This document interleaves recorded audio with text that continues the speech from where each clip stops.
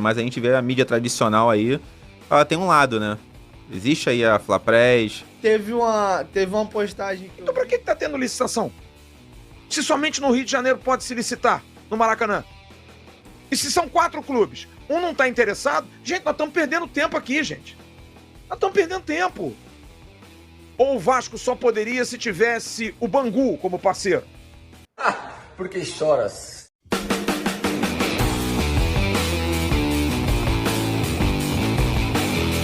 Fala comigo, seus mitos, muito prazer. Caso vocês não me conheçam, me chamo Douglas Albini e hoje, olha, tem choro de vascaíno aqui reclamando da grande mídia que favorece o Flamengo. Depois também tem choro de vascaíno aqui reclamando também do consórcio do Maracanã. Enfim, tem muita coisa interessante. Fique comigo aí até o final, tá bom? Inscreve para deixar o vídeo mais dinâmico, para deixar no início de cada vídeo. Vão lá conferir os canais na própria descrição do vídeo, ok? Curta o vídeo, se inscreva no canal, me dá uma grande moralzinha aí, tá bom, nação?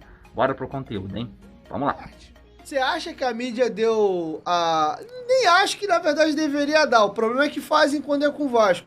Mas, pensando em tratamento igualitário, tu acha que o Gambá no Maracanã repercutiu igual quando apareceu aquele rato pulando lá em São Januário e o próprio Gambá no jogo do Grêmio agora, já bem na estreia do Brasileiro teve de novo? Com certeza, se fosse o Vasco, meu irmão, ia repercutir manchete atrás de manchete, entendeu? Mas a gente sabe que a grande mídia aí, né... Não tão grande mais, né? Porque tá polarizado aí. A internet tá com alcance muito grande. Mas a gente vê a mídia tradicional aí, ela tem um lado, né? Existe aí a Flapress. Teve uma postagem que eu vi, não vou lembrar se foi na TNT, não lembro, mas teve uma postagem de um veículo grande que colocou assim, lembrando que foi o dia do retorno do Gabigol, né? Depois do efeito suspensivo. Aí tava assim, até o Gambá veio ver o retorno do Gabigol.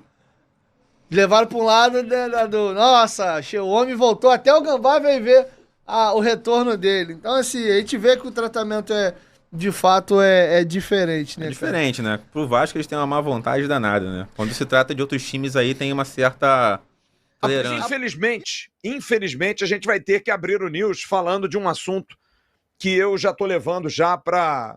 Eu já tô brincando com isso. Pra mim já é uma brincadeira, né? Só que brincadeira, geralmente, a gente pode querer acabar com ela a qualquer momento, que é essa situação da licitação do Maracanã. A gente vai falar porque hoje, aliás, hoje não, sistema eletrônico, é vice-presidente do Flamengo que sabia que o Vasco tinha colocado Santos e Brusque, é a questão dos pontos da proposta técnica saindo 2 dias antes, é uma facilidade esse negócio de vazamento, né? Poder público se resguarda bem aqui no Rio de Janeiro. E a gente vai falar sobre isso, porque, para zero surpresa, houve uma vitória, né, da proposta técnica da dupla Fla-Flu. A gente vai falar sobre isso, porque tem muita coisa que vai acontecer. Não vai ficar barato isso, não. Pelo menos se depender de nós aqui, desse microfone aqui, não vai ficar barato. Você aqui para conversar sobre esse tema, pena eu digo pelo assunto, e não pela sua presença, óbvio. Porque é um assunto extremamente difícil, de entender. Eu acho que é só isso. Não é um assunto difícil, até porque a gente acaba virando expert, né? Mas é um assunto difícil de entender.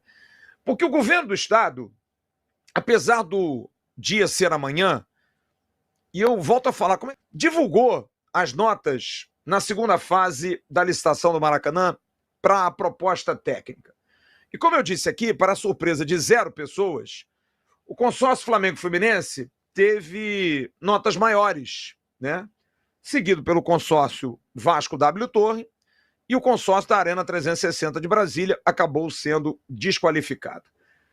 Só que o que realmente pesa, e a gente vai tentar explicar isso aqui, até com a presença do Osório, é que os critérios usados são critérios tão esdrúxulos, mas que, com o passar do dia, e a gente conversou durante o dia, a gente começa a pensar em tantas situações...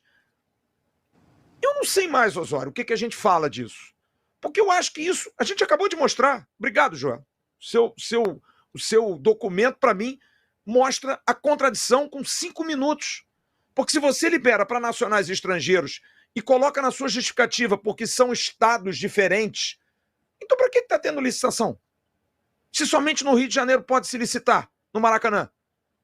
E se são 4 clubes, um não está interessado, gente, nós estamos perdendo tempo aqui, gente. Nós estamos perdendo tempo. Ou o Vasco só poderia se tivesse o Bangu como parceiro? se fosse o América como parceiro. Né? Em tese não E poderia parece também. claro, também não poderia. Por conta da... Exato. É porque o edital séries. consta partidas de grande calibre, né? Série A É ou B e competições internacionais com a chancela Comebol.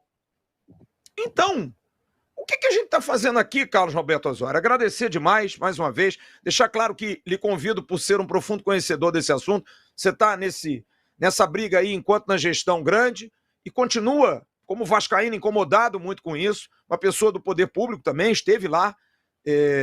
Qual é a sua visão sobre isso, sobre essa decisão tão estapafúrdia? Eu não sei mais como qualificar isso. Tudo bem, Osório? Como é que você está? Boa noite, Flávio. Boa noite, Joel. Prazer estar falando com vocês novamente. Olha, Flávio, primeiro queria parabenizar você pelo evento de segunda-feira. Eu não pude ficar até o final. Nós conversarmos entre vascaínos, colocarmos os pontos e, a partir daqui, trabalharmos na defesa do interesse do Vasco. Você falou, Flávio, no início, eu queria apenas reforçar, eu não estou mais na gestão do Clube de Regatas Vasco da Gama, nós deixamos a gestão no dia 22 de janeiro passado e hoje eu estou aqui como vascaíno. Acompanhei esse processo desde o início, na verdade, desde a primeira licitação em 2022, aquela que foi suspensa na véspera da entrega dos envelopes, e de lá para cá viemos acompanhando todas essas movimentações com grande interesse, porque nós temos absoluta convicção, Flávio, todos nós aqui, que o Maracanã é estratégico para o futuro do Vasco da Gama. O Vasco da Gama não pode abrir mão do principal palco do futebol, não apenas brasileiro, do futebol mundial. O Vasco tem o direito de jogar no Maracanã e optou por exercer esse direito, jogando jogos regulares e participando corretamente de uma licitação pública. Flávio, realmente as notícias de hoje, eu devo confessar, já vivi muita coisa no Rio de Janeiro, foram informações perturbadoras e absolutamente sem nenhum sentido. Você fez uma apresentação absolutamente correta.